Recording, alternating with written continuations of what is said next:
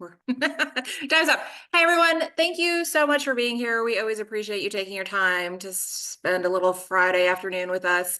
We're definitely glad you're here today. It's going to be a great session, especially if you're thinking about growing your practice or taking on a partnership at your association or starting a new project. I'm definitely excited to introduce our speaker today, Anthony Principe. He's the Vice President and Regional Business Development Officer at Bank of America for their practice solutions. Anthony knows VetMed inside and out. Before his current role, he spent years at IDEXX. He was a diagnostic consultant. He earned the President's Club and the Circle of Excellence. So, he's an overachiever. We appreciate that. Later, he also worked with CareVet in their business development department. He says he's passionate about helping veterinarians. He wants to build efficient, successful practices through financing, smart business strategies, connecting the dots between operations and outcomes. He's been a wealth of information for us and definitely a great resource. He's the real deal. He's here today to share some insights with us. We're going to take questions at the end. So if they come to you as we're talking, go ahead and put them in the chat box, and then we'll have time at the end to address them. And as always, this will be recorded and shared on YouTube, so you don't need to take snapshots of the slides or anything like that. That being said, welcome, Anthony. Awesome. Well, Megan, thank you so much for having me here, and thank you to Granite Peak.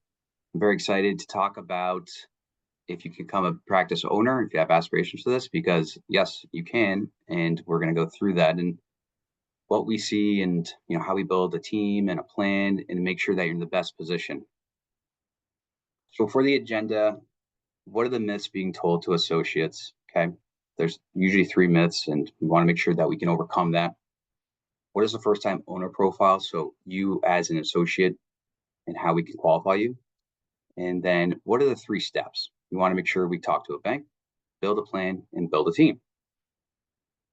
And then talking about Bank America and who we are. So we're healthcare specific financing division of Bank America.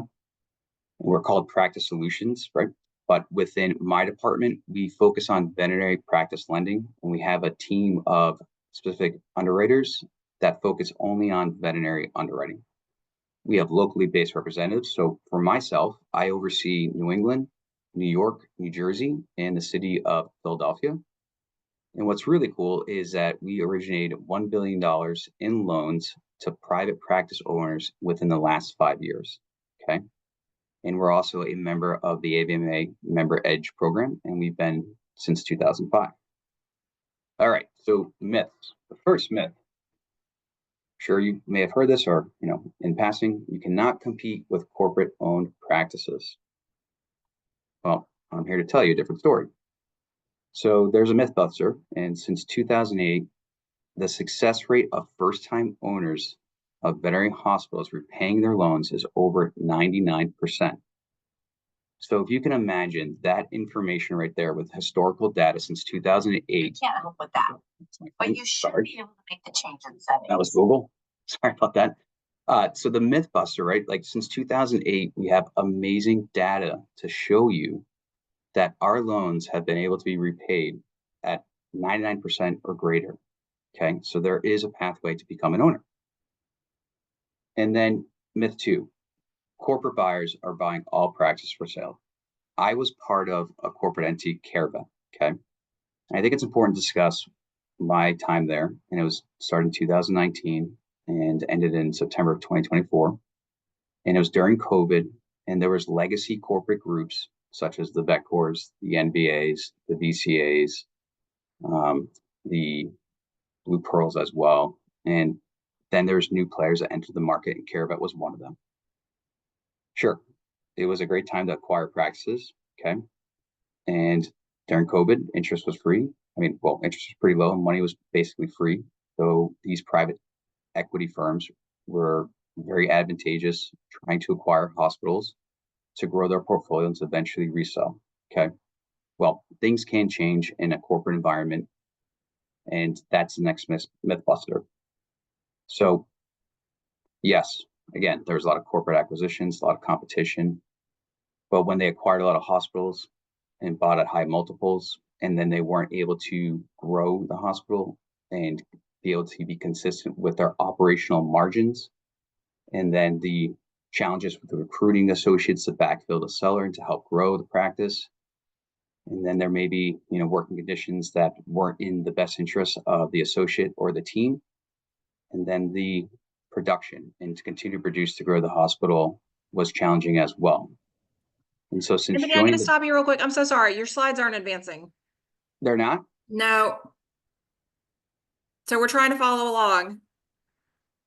Are they advancing now? No. I wonder why that is. I'm going to stop my screen share and change that really quickly. I think that's the reason why. So I apologize. It's okay. We just want to follow along. Yeah, absolutely. This is how everybody knows that this is not what we do for a living, right? Yeah, right. We do our best, apologize. and then there's technical difficulties. I Plug do it in, unplug apologize. it. All right, let's see if this changed that.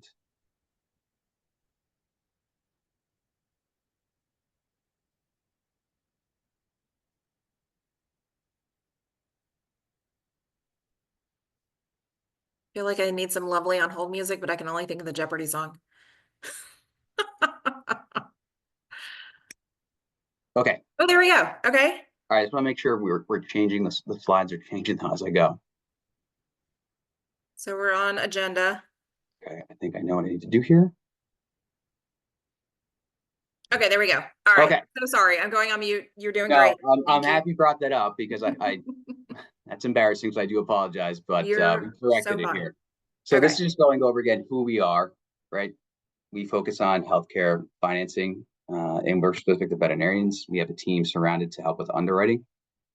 Again, we have locally based representation, and the past 5 years, we've originated $1 billion loans in private ownership. And once again, we're a member of the AVMA Member Edge program that's been since 2005. All right, so let's just start over here at the slide. So the first myth, again, you cannot compete with the corporate-owned practices.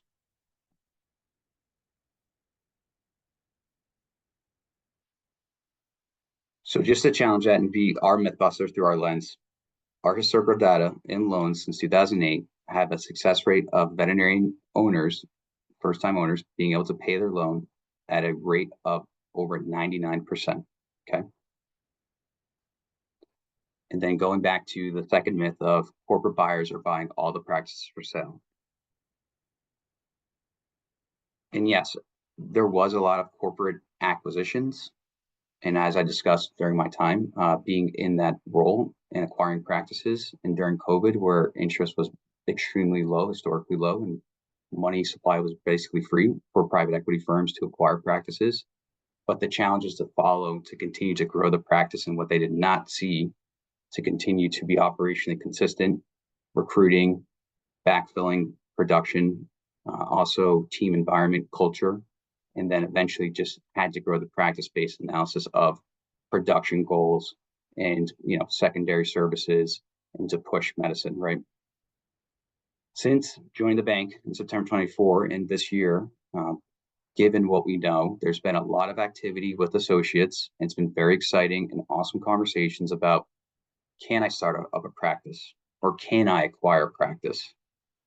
And it's been amazing because with these conversations, we've seen such an uptick compared to the previous 4 years when corporate acquisitions was at its high. And now that's at its low. There's a lot of opportunity for you to become an owner if you have those, if you have that vision and aspiration. Then the third myth, right? It's always about, well, you have too much student loan. How are you ever going to obtain finance and start your own veterinary hospital? Did it change slides? No. Yes, it did. Okay, my apologies. So the reality is a student loan is actually good debt in our eyes, and that we've been able to finance a lot of first-time owners routinely that have over $200,000 in student loans, okay?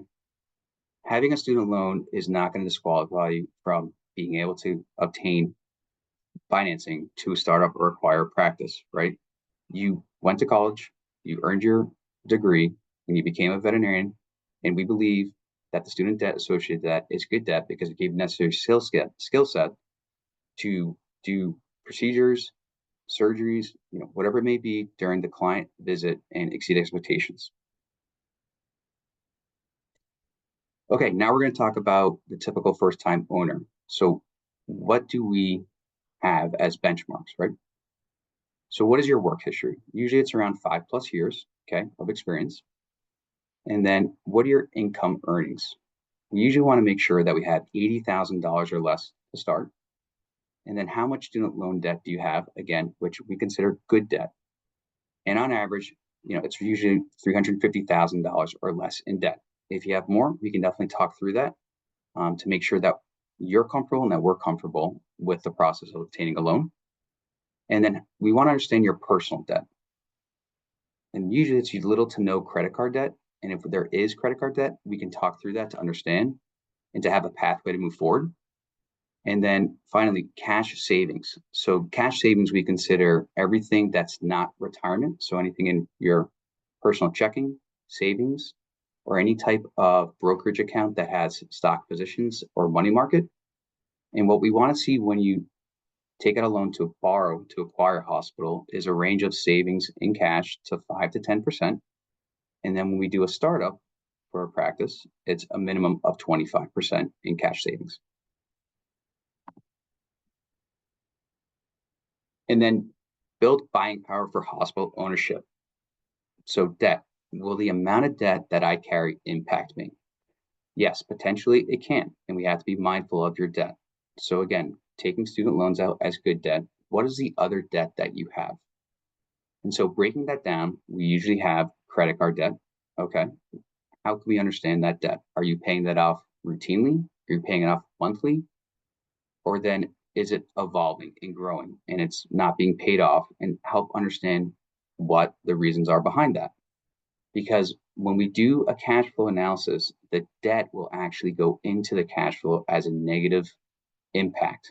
So the less debt you have on your credit card, the better your cash flow analysis will be to help with an approval to do a startup or acquire practice. There's also other debt as a mortgage or rent. That's usually not a problem whatsoever because you need a house to live in or an apartment to live in. And then there's automobiles as well. And that's usually not a problem unless if you have a automobile payment of $5,000 or more, it'll make it challenging for the cash flow to afford the loan and the automobile. And then again, back to liquidity, which is cash savings.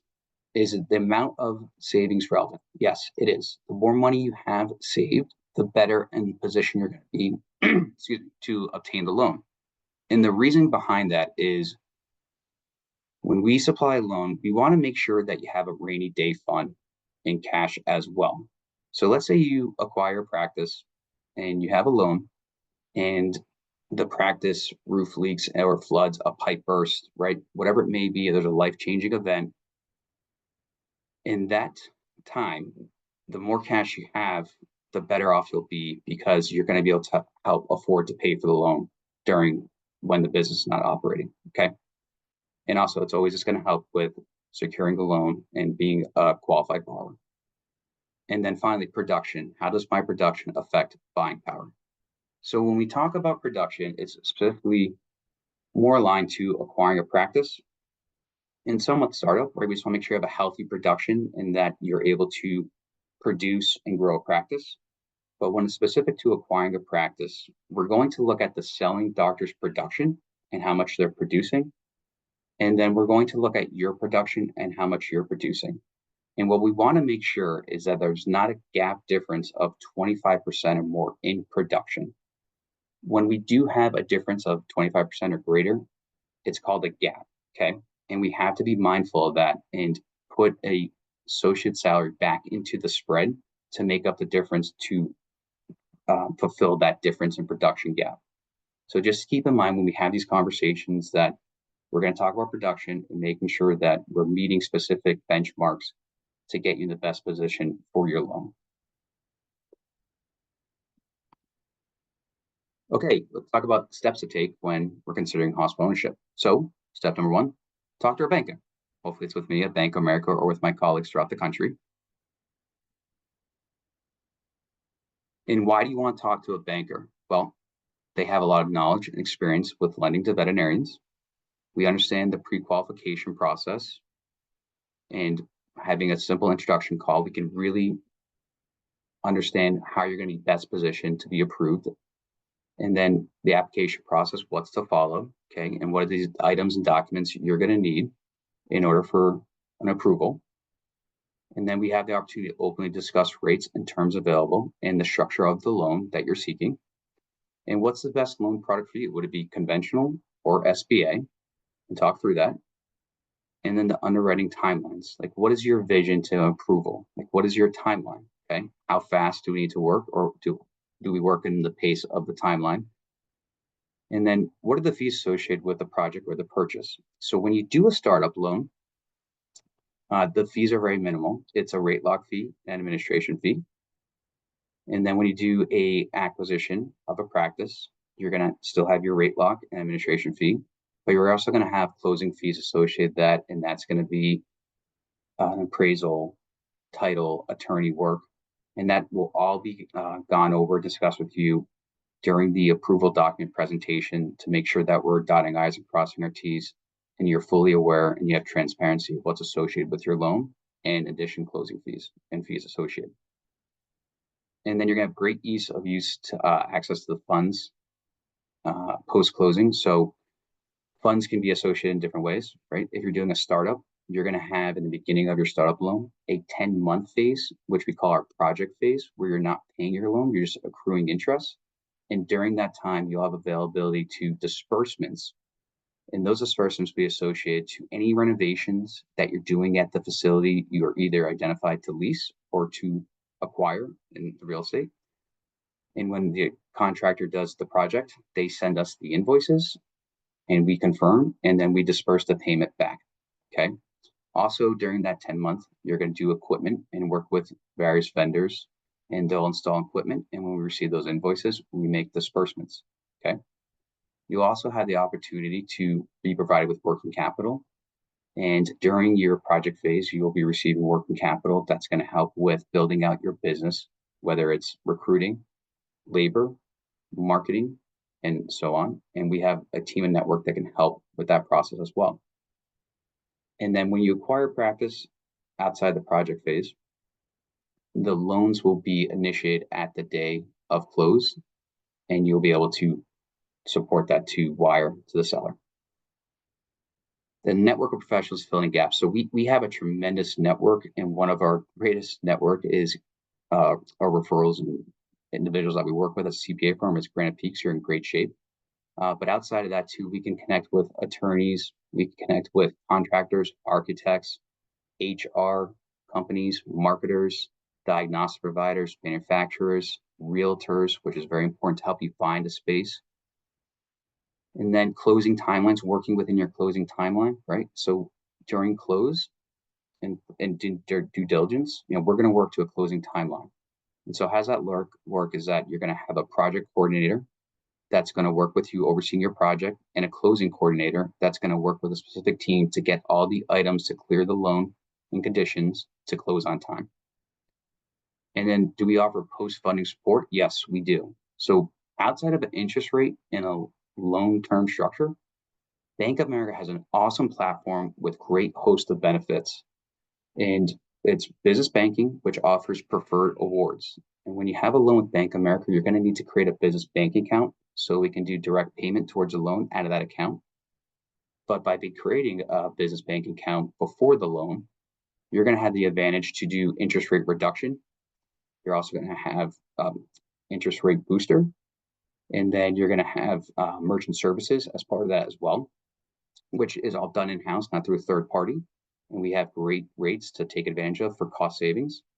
And then there's also payroll. We use ADP to help streamline your payroll through business banking. And then finally, we have wealth management through our Merrill Lynch advisors. And then you're going to be able to do cash deposits, cash withdrawals, waive ATM fees. That might all sound very minor, but it's very helpful as being a business owner to have a local small business banker support you at the local community business Bank of America branch. And then step 2, let's build a plan. Okay, so have you identified, do you want to do a startup or buy an existing practice? Where's the location? Have you assessed what you know and what you do not know? Are you being realistic with yourself? Are you really thinking this through and checking the checklist off, making sure that you're in a good position? Have you talked to a trusted colleague or mentor? And are you choosing wisely? Is that going to be a good conversation that will positively impact your vision? Or is it going to negatively impact your vision and maybe not the best person to talk to? Everyone has a different experience. It's all about making sure that you find the positives to feel comfortable moving forward. Okay. And then make sure you educate yourself. And this is part of the process of educating yourself to understand how to start up a practice or acquire a practice and obtain financing through Bank of America, right? And then start the initial conversation. So like we said, you need to work with a banker. Are you going to be working with a broker through seller representation? Do you have a real estate broker as well to help identify the practice or facility that you want to practice out of? And also you're going to need to know equipment, and there's other people that you want to start a conversation with, which we can help introduce you to those conversations, which eventually helps build a team, which leads us to building your team. So who should include in your team? One, a banker, right? Because they're going to be providing with lending solutions and the banking services for business operations. You may be working with a practice broker who represents the sale, the practice listing, so the seller. And then you're going to want to make sure you have an attorney who's going to help with the entity formation, the purchase contract negotiation, and then lease negotiation as well. And then Granite Peak accountant to help with the valuation review and tax strategy moving forward. And then finally, insurance agent, because you're going to need insurances for the loan, such as business, liability, and personal. So we just want to make sure we identify these individuals for your team. And furthermore, your team will expand as well. So outside of the key players that we identified, you're going to want a real estate broker. It's very important, especially when you do a startup. There's a process to this, and having a real estate broker is one of the most important key members to your team, because you need a facility to practice out of, and they're going to help understand your vision, the right location, and the best facility to provide to you. And they're also going to be working your best interest with the landlord to negotiate leasing terms as well. And part of that is, do we need to renovate the building? Yes or no? Yes. Okay. So there's tenant improvements, and that's part of your loan as well. And what is the time for tenant improvements? Can it reduce the rental amount? Can you get free rent out of it? Right? And what are the terms and length of the lease? So it's very important. And also when you're capturing commercial real estate to purchase, they're going to be very impactful for you. Okay. You're also going to need an architect if you do renovations, because they're going to need to build plans. And then you're going to need to have a contractor to complete those project plans. Talked about equipment specialists, so diagnostics, x-ray, whether it's, cabinetry, surgery table, dental, ultrasound, you name it, anything equipment, we're going to need to identify that company individual. Also technology specialists, and this can be practice management and what comes with the practice management, and making sure that everything's talking to each other. Also telephones and services in that nature. And then a marketing company that will help market your business, whether it's hosting a website, a pet portal where clients can go in, schedule appointments, fulfill scripts, right? And then client outreach as well, client reminders, Google surveys, and then community engagement. And then with recruiting, finding a right HR consultant if need be. And then again, insurance agent. And that leads me to the last slide, which I think is a really cool quote. If you don't build or buy your own clinic, someone will hire you to build theirs. I did not come up with that, by the way. That's a great quote, though. So I know we went over a lot, and I want to make sure that I can help address any questions that you may have, and just be available for you too, right? These are really big conversations and decisions as you come to the conclusion that you may want to start your practice, and what are the specifics, what types of loans are there, what are the qualifications, how do I see the forest through the trees to get over those potential 3 myths. And then when you're in the process and it becomes more realistic, this is happening, if you build it, they will come. And remembering that since 2008 we've had a success rate of practice owners paying their loan 99% or greater without defaulting. And there's different conversations to be had. but every conversation is unique to you as an individual. And what I can tell you is that we're not a transactional bank. Okay, we're here to provide you with the best solution that supports you with a great financial impact and to have an asset for the long term that will create generational wealth for you and your family, the ones closest to you, and to have a lot of fun at the same time. It can be big and scary, right? And seeing the forest through the trees. But if you build the right team, you build the right plan, and you have the right clear mindset to make a sound decision, results will follow. And we're here to help you in that process and to be transparent and provide you with the best support and products and services to become an owner. So with that, I'll open up for questions or anything else that may be of topic and I can help address. So if you guys either want to come off mute or type in the chat box, either way. I will, while people are warming up, I will ask a question. Anthony, what if I'm a practice owner and I have an associate that is interested? They love me, I love them. I want to get them bought in, buying in, purchasing. What can I do as a practice owner right now to make that easier for them to approach B of A? Yeah, so that's a great question. We have a lot of those conversations going on right now, buy-ins, right? So if your practice seller wants to offer you the opportunity to buy into the practice, what we want to do is understand you as an individual for your personal finances, right? And going through the qualifications, okay? And then understand the business as well. So there is going to be information that the business owner will need to support us with. And what that entails is a animal hospital supplemental form, which gives us information about the hospital and the finances, okay? We're also going to make sure that we see business tax returns for the last 3 years, okay? And then also income and liquidity verification for the business. And then P&L, a trailing 12 months P&L or the most current. And then finally, production report to make sure we understand the production and if there's a gap. And then once we have the information, then we can really build a underwriting analysis through credit and help complete the vision of having a buy-in. And then hopefully eventually, depending on the percentage you buy in, because you can always buy percentages over time, will lead to doing a buyout of the rest of the business, which we have a lot of conversations happening right now. And it's the same type of underwriting process and analysis of items and documents needed.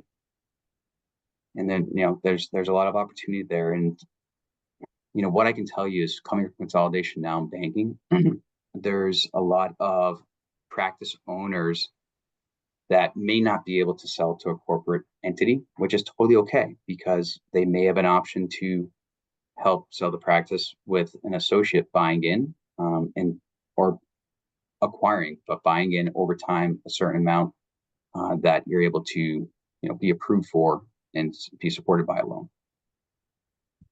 Thank you. You're very welcome.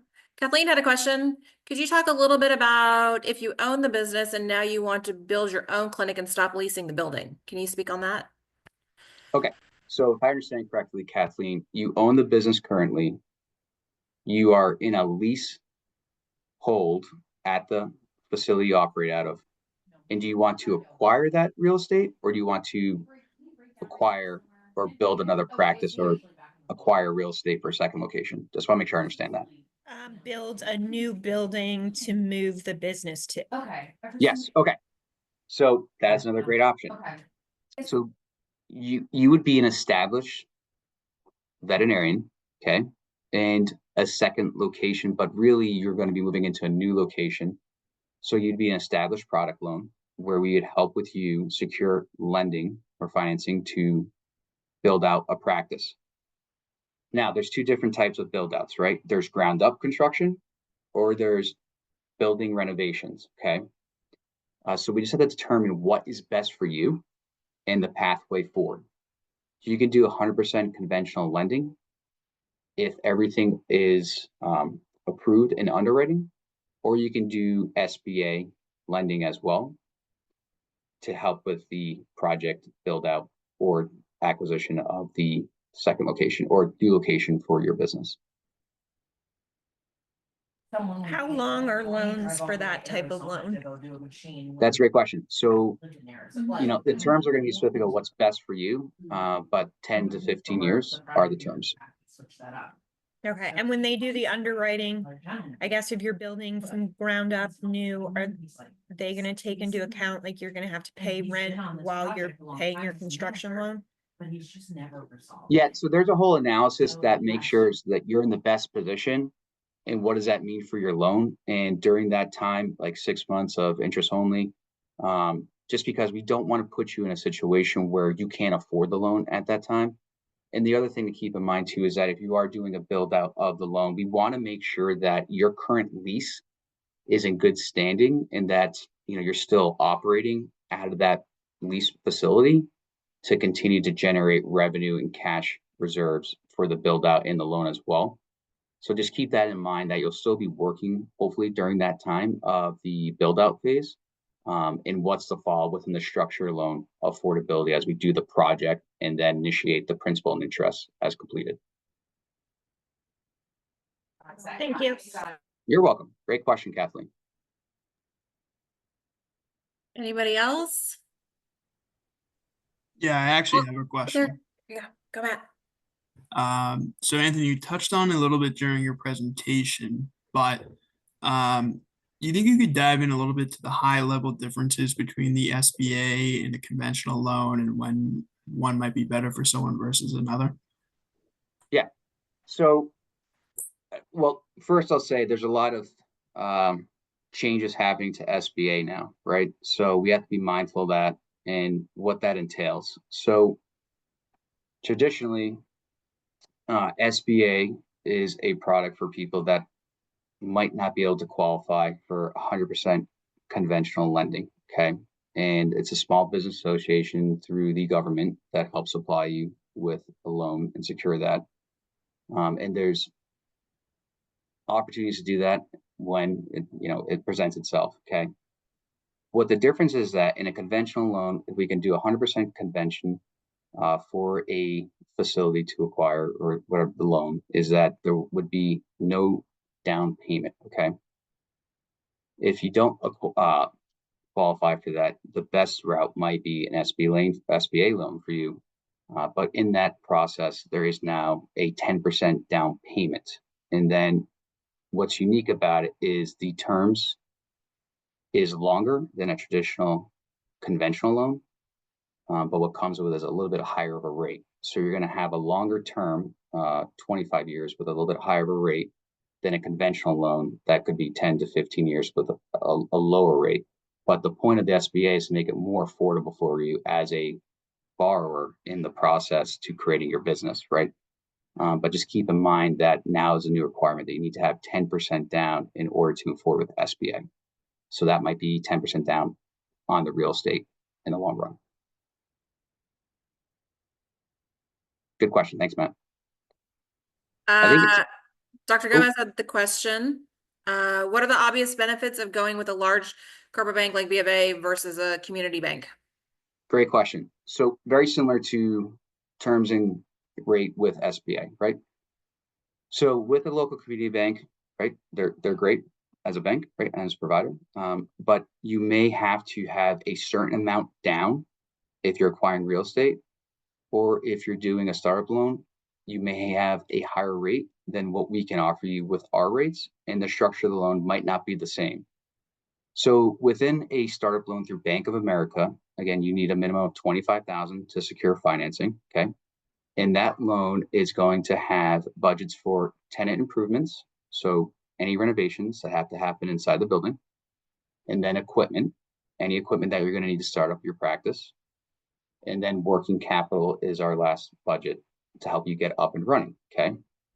And then when the loan funds, you're going to have the 10 months of the project phase where you're not making any payments, but we're making disbursements to the renovations and equipment as we receive invoices. Okay. And that you're being dispersed working capital to build your practice as well. And during this time, you're typically working at your current hospital, right? And you're still building up cash reserves. You're being mindful of, becoming business owner. And then after that 10-month project phase, where you're making no payments, building out the practice, we can put you in different types of structures of payments. But what we believe is the best for you, and is usually what most veterinarians do end up going with is a gradual payment over time.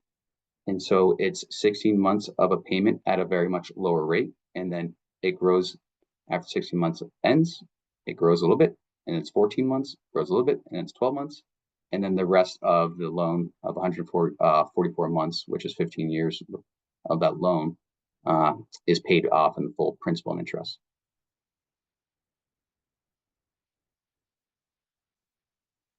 Okay, I'll ask one more question, please. Not to be the negative Nancy, but are there deal breakers, or are there just then we adjust the loan to a smaller size? The building's falling apart. All the doctors are leaving. Like, do we still move forward with the loan process just at a lower level, or do you say like we're out? Yeah, that's a great question, Megan. So what I can tell you, it's all going to be based on financials, right? The building's falling apart. It's losing veterinarians that are high revenue producers. It might be losing clientele at that time as well, right? So we have to really know the ins and outs of the business, not only through the financial analysis with the items and documents provided, but either working with the seller broker representation through you, right? Making sure that you're guided through that process, asking the right questions. And if we have opportunity to work with a broker, which we usually do, to help further understand, because we're going to want to know through a credit analysis, right, through their lens of the credit team that want to reduce as much risk as possible, has the bottom fallen out of that practice, right? And is it worth the cost or the purchase price that is being offered? And so when we can understand the business and where it's at, and where it was yesterday, where it's going tomorrow, and then be able to understand you as a individual borrower, and if it can overcome any of the challenges that are there today, and that the purchase price is in line with what we can lend to you, then yes, we can move forward. But we really just want to make sure that we're transparent with you to be in the best position as well, because I can tell you that my job is to make sure you have the best solution that makes the most sense financially to make sure you're successful in the long run, right? I don't want anyone to be put in a situation where it's not going to be successful, because then we're not doing our job and we're just being transactional. And our job is to be completely transparent, responsive, responsible too, and to understand the current environment of the practice, what was historical and where it's going tomorrow, and to put you in the best position for the purchase price and for the loan, and to be successful. It's tough love. I like it. Yeah, I mean, at the end of the day, my job is to make sure that we supply you with the best loan that offers a long-term marriage through Bank of America and the platform and host of benefits, right? There's a lot of banks out there, right? And competition's healthy. I believe we have a great team, great solutions, and awesome benefits to help continue to support our clients in the long run. And, there's a lot of clients that are first-time owners that are wanting to do second locations too. And there's so many benefits being an established client in Bank of America. That's very rewarding when you do start up another practice or create a second location.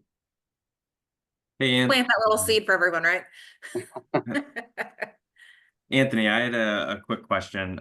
There are a number of existing owners on the call already, so I was wondering if you could talk a little bit about, like the refinancing process, when it makes sense, and any like expertise you have there. Yeah, great question. So depending on who your loan is through, okay, there's got to be aware of prepayment penalties, okay? So it's usually in the first year with any bank, there's no prepayment of the loan, okay? And then there's years 2 through 5, a certain percentage of the loan they need to consider, okay? So, I've seen anywhere from 5, 4, 3% of the loan needs to do a prepayment penalty. Both bank merits 1%. So if you can get over that, understand where you're in the timeline, then there's refinancing opportunity for you, right? And I think it's important to understand what your rate is today and what it may be, or what your rate is currently within your loan and what it is, where our rates are today, okay? I've actually had a lot of conversations with veterinarians that want to do a refinance and they're with a different bank. And so we're able to do that for them, which is very exciting because we do have advantageous rates right now. So the process would be just connect with the banker, understand how much the loan is to pay off, where you are in your loan and what is your rate, and then make sure that we can qualify you to do the refi. Great question. Thank you, Alex. I like it. Let's close with, you can do it. You can do it.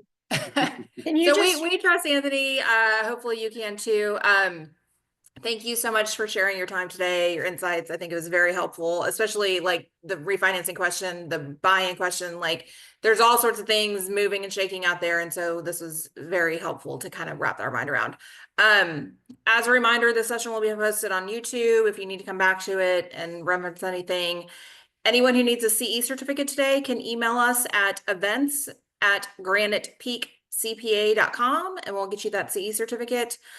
Next month, we are hosting Ryan Leach, who will talk about industry trends. I'm sure that will be bustling of information.